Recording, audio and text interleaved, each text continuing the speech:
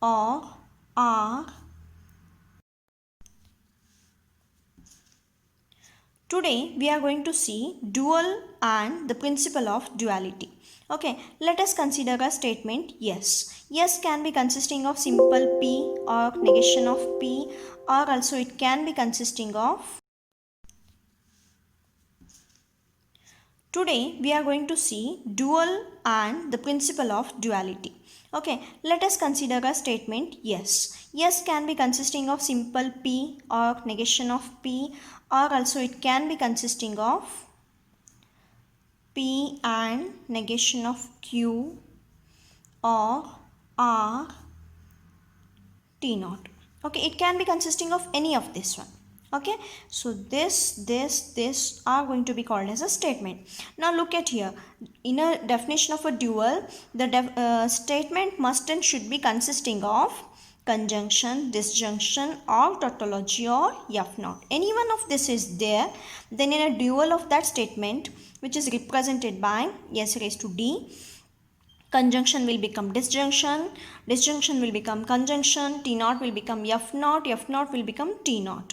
Okay, so that kind of a statements what we represent is going to be called as a dual of a statement.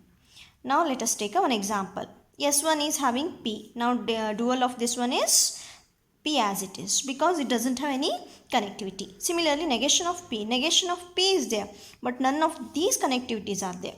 So negation of P only it remains. Next we'll have a S3. What it is? P, there is a one conjunction, one disjunction, and there is a one tautology. So now S3 dual, what we are going to get? That is, P remains as it is, conjunction will become disjunction, then negation of Q, then this disjunction will become conjunction, then R remains as it is, then conjunction will become disjunction, T naught will become F naught. So this is going to represent your dual of a S3. Understood? Okay, now we'll go with the principle of duality. If we want to learn principle of duality, what we are going to have? Let us take two statements. One is yes, another one is T. This is also consisting of only conjunction and disjunction. This is also consisting of only conjunction and disjunction. Only these two connectivities it is going to have. Other than this, it is not going to have anything. Okay, in that condition, what I can say is, if S is logically equivalent to T, then we can say is dual of this S is also logically equivalent to dual of T. Fine. Let's take an example. What is example?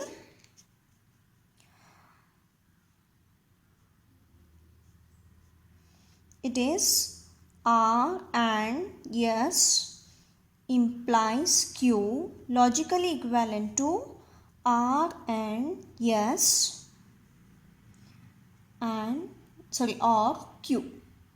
Okay, so here there is a negation. So now how many primitive statements are here? One is R, another one is S, another one is Q. So there are three primitive statements. Okay, now let us write a truth table for this one.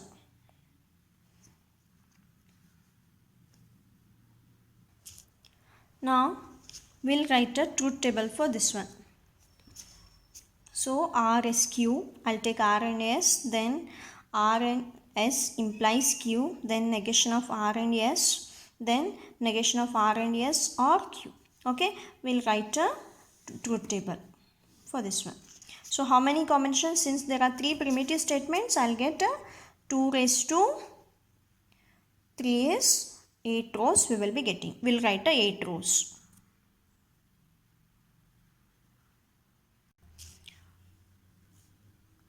Here we'll have a for R and S, since there is a conjunction, only where there is a 1 possibility we'll be getting 1. Rest of the conditions we will be getting a 0, so I'll be writing those things as 0. Next we are going to have an implication, this one with respect to Q. So only one possibility I'll be getting as a false, that is 1 0. where there is a 1, this is 1 and followed by 0. So 1 0 will be, I'll be getting false, rest of the condition I'll be getting as 1. So I'll be writing those as 1. Okay, then negation of R and S for this one. So negation of this one means 0 will become 1, 1, 1, 1, then 0 will become 1, 0 will become 1, then 1 will become 0. This is going to be 0. Okay, then negation of R and S or Q is there. Okay, so where there is a only both zeros will be getting a 0. That is only this possibility I'll be getting as 0. Rest of the condition I'll be having 1. So let's write a 1 1 only. This is also 1 1 1 1 1 1. Okay, so now look at here, this column and this column both are same. Since they both are same, what we can say is R and S implies Q is logically equivalent to negation of R and S. Okay, but now if I want to write a dual of this statement, okay, if the statement yes is R and S implies Q, but according to our definition of the dual, it should consisting of only conjunction and disjunction, not the implication. So let us convert this one into equivalent statement. So what was the equivalent statement? It was negation of R and S or Q. Okay, now dual of this is going to be, what will become? This part remains as it is, this part also remains as it is, or will become, and negation of R and S will be Q. Fine? Understood? Okay.